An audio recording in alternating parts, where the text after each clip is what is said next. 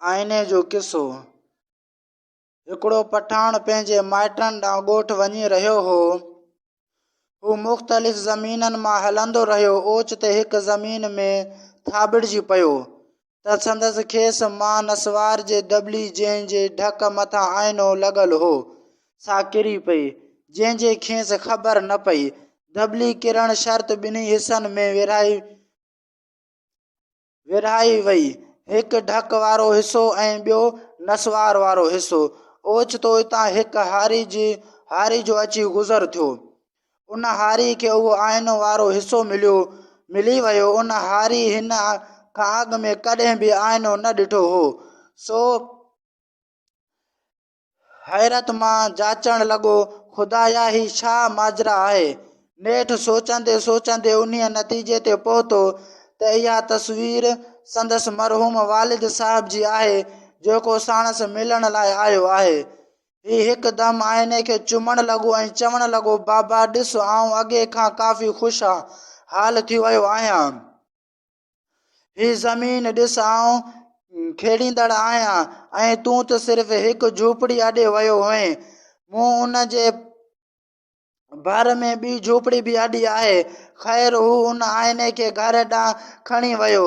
उन वटि आइने खे लिकाइण लाइ का अलमारी या पेटी त हुई कोन, सो हिकु ख़ाली पयल दिलो साफ़ करे उन्हीअ में रखी छॾियईं। हाणे हू हर ज़मीन तां वापसि अची दिले जी चकास कंदो हो ऐं आइनो ॾिसी पियो ख़ुशि थींदो हो। हारी पंहिंजे ज़ाल सां तमामु घणो प्यारु कंदो हो, तरह तरह शयूं खेसि वठी ॾींदो हो ऐं वेठो ज़ाल सां कुर्ब जूं कचारियूं कंदो हो। पर अॼुकल्ह हुन खे फ़क़ति आइने सां कुर्ब हो, ज़ाल खे एतिरे लिफ्ट न कराईंदो हो। संदसि ज़ाल हैरान ऐं परेशान हुई। सोचियईं त अॼुकल्ह मुंहिंजे मुड़ुस खे ख़बर नाहे छा थी वियो आहे। हर घर मोटी थो अचे, मूंसां एतिरो ॻाल्हाए ई कोन थो, अकेलो कमरे में वेठो हूंदो आहे। ॿिए ॾींहुं मामूल मुताबिक़ संदसि मुड़ुस ज़मीन तां मोटी आयो। संदसि अचण जी आवाज़ ते ज़ाल ॾांहुं मुतवजे थी। घरवारी आहिस्ता आहिस्ता कमरे में लियो पाए ॾिठो त संदसि मुड़ुस का शइ हथ में झलियूं उन खे ॾिसी पियो ख़ुशि थिए। ज़ाल खे बि अची शक पियो। मुड़ुस जे वञण बाद कमरे में घिड़ी वई। दिलो खोलियाईं त ॾिठईं त उन में हिकु शइ पई आहे। उन्हीअ शइ खे गौर ऐं फ़िक्र सां जाचण लॻी।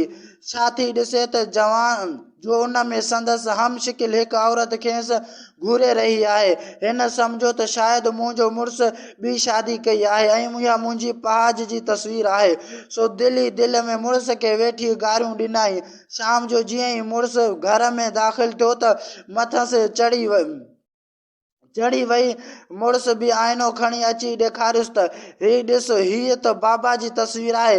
वरी ज़ालस जो आइनो ॾिठो त वेतर वधीक गारियूं ॾिनईंसि ऐं चवण लॻी, मुआ पिणे कननि में वाला पाईंदो आहे। पिणे जा एतिरा वॾा वार आहिनि। तंहिं ते ॿई पाण में विढ़ण लॻा। पाड़े ओड़े जे माण्हू जो संदसि गोड़ ॿुधो त घर में घिड़ी आया ऐं खेनि पुछऊं त ख़ैर त आहे, ज़िंदगी में पहिरियों भेरो तव्हांखे विढ़ंदे ॾिसी रहिया आहियूं। तंहिं ते मुड़ुस सॼी ॻाल्हि सरपरस्ती करे ॿुधाई। पाड़े वारनि मां हिकु पीर सन औरत चयो त मूंखे इहा तस्वीर ॾेखारियो। जॾहिं पोड़ी आइनो ॾिठो त हैरान रहिजी वई। ॾिठईं त सवेर में त हिकु संदसि अक्स आहे ऐं रड़ करे चयईं त मुआए, हेड़ा तेरा, ही त मुंहिंजी तस्वीर आहे। ज़ाल मुड़ुस जॾहिं आइनो ॾिठो त ॿिन्ही जी गॾु तस्वीर हुई। वरी पोड़ी बि ॾिठी त टिनी गॾु बीठा हुआ। जॾहिं सभिनी पाड़े वारनि आइनो ॾिठो त फ़ैसिलो उहो थियो त हिन में जेको ॾिसंदो उन जी तस्वीर नज़र ईंदी।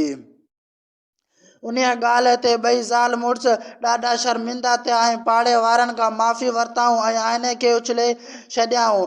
हुननि जिते हू आइनो उछलायो उतां अची उन साॻे पठाण जो गुज़र थियो। तंहिंजो पंहिंजे विञायल आइनो ॾिठो त घणो ख़ुशि थियो ऐं उहो खणी वापसि हलियो वियो। हीउ हुयो आइने ते झगड़ो।